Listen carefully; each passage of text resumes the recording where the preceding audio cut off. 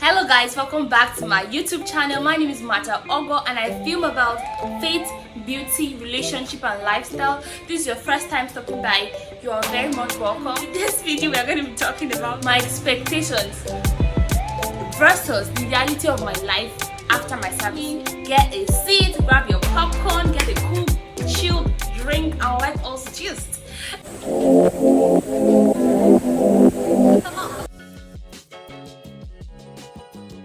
So let me give you a quick background check just for those just checking into this channel. I graduated from University of Benin. Is that necessary? I did my service in Kwara State, Nigeria, and I served in a school, a secondary school. The name of the village I served in Kwara State is Bokungi. Just for those hearing it for the first time, there's a village called Bokungi in Nigeria. I served in Bokungi, Kwara State, Nigeria, and it was for a period of 1 year, obviously. And basically that's it. I served in a secondary school where I taught mathematics to my junior students, and I really loved what I did. Basically, that was how my service year went. And I didn't get to do so much because of the whole corona break. Schools were closed, so I spent like half of my service year just chilling at home, thinking about my life, what I wanted to do after my service, and that was it. So you can imagine what I'll use 6 months, just like you're locked up in a room and you're given 6 months to plan your life. Do you understand the kind of plans I'm coming out?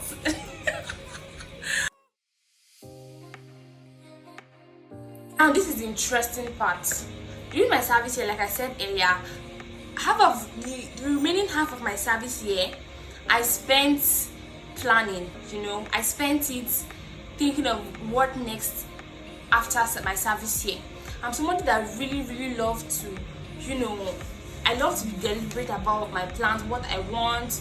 I will just write it down, this is exactly what I want, so I just pin it down so I don't miss any detail to get. So I had 6 months, or roughly 6 months, to figure out what I wanted to do for my life, and I felt that was so much time I had in my hand to come up with something very tangible. And of course I did that in the place of prayer. So I really wanted to build a business. Just for those who don't know, I am a makeup artist. I learned how to do makeup while I was in university, and I did that as a side hustle while I was in school. And even during my service year, I had 1 or 2 side jobs, bridal jobs, and I felt that at that point I wanted to build a sustainable brand with my business. So all my plans was just channeled on, okay, I want to have a business, I want to build a business, I don't want to get a 9-to-5 job, because I felt I had nothing to offer in that career space. I studied crop science from University of Benin, and I didn't really feel I could do so much with my CV. It was good, don't get me wrong, but I didn't feel I could do any really good thing that would earn me so much with it. So all my plans were just channeled on my business, and I wrote down, like, I was so detailed with my plans of business that I wrote down every penny I needed to start a business. So when I just get back home, I'll just be like, Daddy and Mommy, this is my list for my life. This is what I want to use to start my life after service. So please support me, kindly support me, family and friends, kindly support me, and put in your penny, let the girl begin her business and her life. But guys, when I got home, everything changed.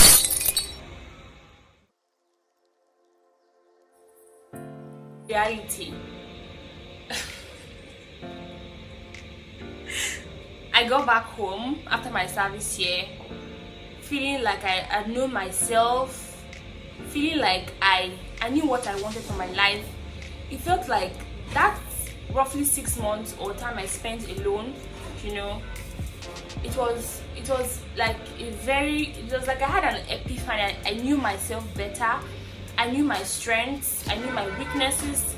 It felt like I knew exactly what I wanted for my life. It felt like I knew all. It's not even, it felt like I was open. I knew myself better to get. And coupled with all I had planned for, all I had written down, all I had wanted, I was so, determined to push through with all my plans. But when I got back home, I discussed with my parents. My parents, let me throw this out there. My parents are not those kind of people that would insist that this is the way you have to do this thing and you must do it this way. They are not like that. They always give us the benefit of doubt. Prove yourself. Okay, this is what you want to do. Prove yourself. If this is it, if it works out, we support you.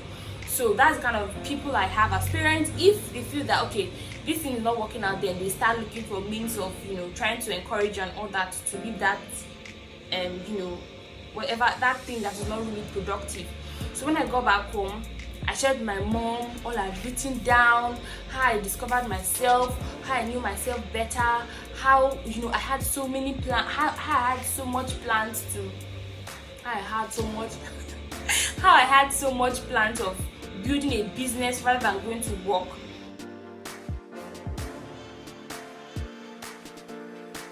I don't know what was happening, guys.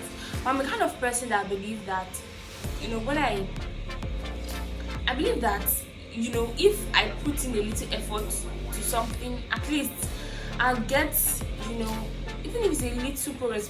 Because, it felt like, I was doing things, but they were not just bringing out fruits, it was not bearing fruit for me and all that. So it was at this point I fell into depression, guys. I fell into deep depression. I couldn't pray. Thank God I had friends around, that were always supporting me. Shout out to you guys if you're watching this video. Thank God I had friends online. They're chatting, but not in reality. It was later on I had a friend in reality. Shout out to you too. I had good friends really that were really encouraging me. I remember then on my birthday, I cried my eyes out. I was not happy that day, but I was just trying to conceal everything in let's just smile, let's just make everything look happy. I felt like I was even more confused. The more I put in one step, I get more confused. So and the annoying thing was I prayed, I kept praying, but nothing was happening. Nothing was just happening at that point. So I fell into depression, and my mom was not even making anything look easy for me. She would tell anybody that cares to listen, every single person that gets to the house to speak to me, that I'm depressed. I don't come out. I'm just locked up in my room. I don't even eat. I don't talk to her. I don't gist with her. I'm just always locked up inside. And I didn't even know that I was at that stage.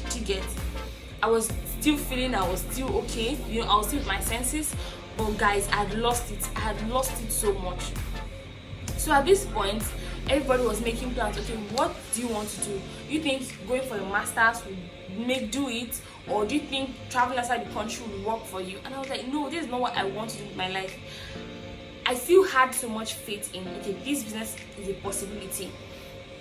So finally, I just told everybody I'm not interested in all the plans you have for me, and I kept relying on praying and all that, even though I lost strength so many times in prayer. So finally, guys, I thought about something, and I was like, okay, instead of just sitting back at home not doing anything, why don't I just start selling meat pies?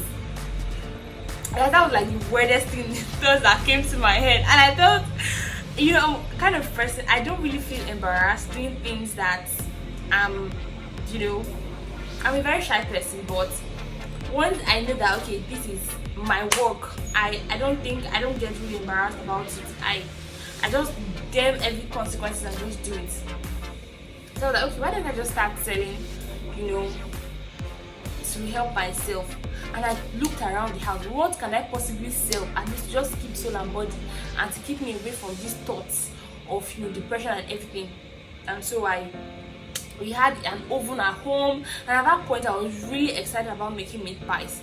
So I was like, okay, mommy, I want to go sell meat pies. And she accepted, she agreed to it. I told my friend about it, and I was like, okay, no problem, give it a shot. And that's how I started selling meat pie for the other 3 months of my after service life, right?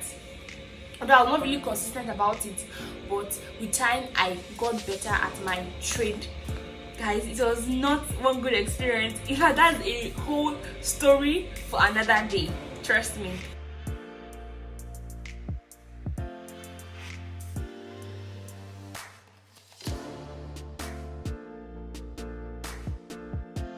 I'd already, you know when you try to put so much shot at something and it's not progressing, and you're like, you know what, anything out happen should just happen. Baby, anything out happen should just happen. But I was convinced about what I wanted. But you know what, God, anything that you want to do, just do it. Do you understand? I'm not going to push through again. I'm not going to force anything to happen. I'm not going to, stress over. I'm not going to sit down and brood and cry all day over what I'm not getting, or what I'm getting, or what is happening in my life, or whatever. I was like, no, I'm not going to put myself in that situation anymore. And that's why I kept selling meat pies. When I needed some cash, to do one or two things, I just, and it was a really good business, guys. A really good business. Money, I call it my money doubling business. One fateful day, I think I just finished speaking with my parents about the whole issue of not getting a job, and how I wanted to start a business, how I wanted to really focus on the business and all that. And then I just got in, was pressing my phone. I saw a job offer, and I was like, okay, let me just try this, let me just give this a shot. But my mind was really not on getting a job. I felt I could make this business thing work for me, but it was not going through. So at this point, when I applied for this job, I even forgot that I had an application of such. Until, in fact, I saw the hand of God in that opportunity, guys. I'm not even going to lie. I saw the hand of God. It's nothing so big, but I felt that I'm at the right place God wants me to be at this time of my life to get. So, what am I trying to say in essence, guys? I had these really high expectations of what I wanted my life to be after service year. But in reality, I thought money was my only limitation. I got the money right, but what did I do with the money? Money was not really the problem. Do you get? I got time, but time was not the issue. I got the opportunity, but that was not the issue. The issue was, where did God want me to be at that point in my life? And I felt I was just praying, okay, God, I want my business to progress. God, I want my business, this business must progress. I say, God, this business must progress. And I forgot at that point that, when we come to ask God in prayer for a thing, we should not always forget to always end in all, let your will be done, because God's plan for us is always the best.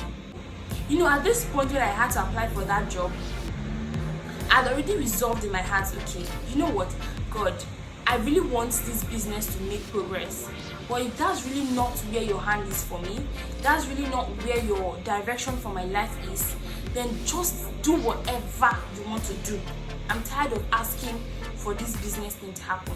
Let your will just be done in me. And that's when I even resolved, okay, let me sell meat pie. I know that selling meat pie definitely is not where God wants to take me to. Never. Do you get? But I was doing that just to, ease my mind of the worry and thought of, what is happening next in my life. Do you get? This stage of my life really opened my eyes to so many things that we are missing out on. When we come to God in prayer, we come with this idea of, God, and that's not a bad thing, don't get me wrong, that's not a bad thing at all. We come with this idea of, God, this is what I want for my life. That's no bad. I'm not saying it's bad. But we always forget to seek God's opinion about this idea we have, right? This way, I'm imagining, my own situation right now, probably starting that business or running that business was probably a good idea. It was a good idea, definitely, right? Fulfilling purpose and all that. I had fulfilling purpose in mind, definitely. But at this point in my life, probably this was not this direction I was willing to take was a longer route compared to the direction God had in mind for me. Do you get? So I was not willing to settle for God's own direction. I was like, you know what? I'm not working for anybody. I'm not going to learn from anybody. All I want to do is to start my business and make sure my business progresses. I want to be my own boss. Do you understand? And that's not really how it's supposed to be all the time. Do you get? I feel at some point when you pray for something and you see it's not coming forth, that does not mean God has not answered your prayer. God would have answered the prayer, but we are not patient enough to understand God's own answer to this prayer. I feel at this point God was using my parents to talk to me and open my eyes to reality. But like, no, I was so bent on my own idea and those things I had in my mind about having to work a 9-to-5 job and all that. Do you understand? And that's it basically. So the first lesson is, whatever plans you make, it's good to make good plans, but remember that God's own plans for you surpasses all that. God's own plans for you would always show up better than the rest.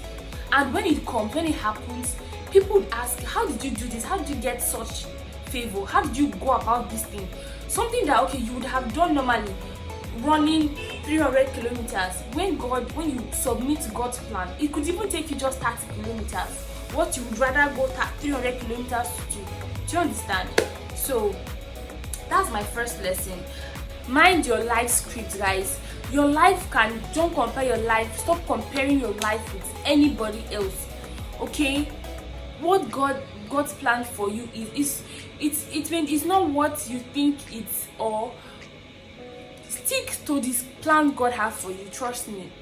It may appear to be this is long. God, this girl just finished and she had job in a month. Oh, this girl just finished from service and things worked out for her this. One of the reasons that I had a very negative mindset towards getting a 9-to-5 job was because of the experiences I've seen of friends that applied for jobs and never got jobs. 2 years down the line, they've not gotten any job. 3 years, they've not gotten anything. I was like, you know what? I'm not going to base my mind or expectations on looking for any job. And that was one thing that built the premise of my decision about getting a 9-to-5 job. So you see, I was trying to compare or base my life on people's own story. Do you understand? And that was really one place I got it absolutely wrong. Absolutely wrong, guys.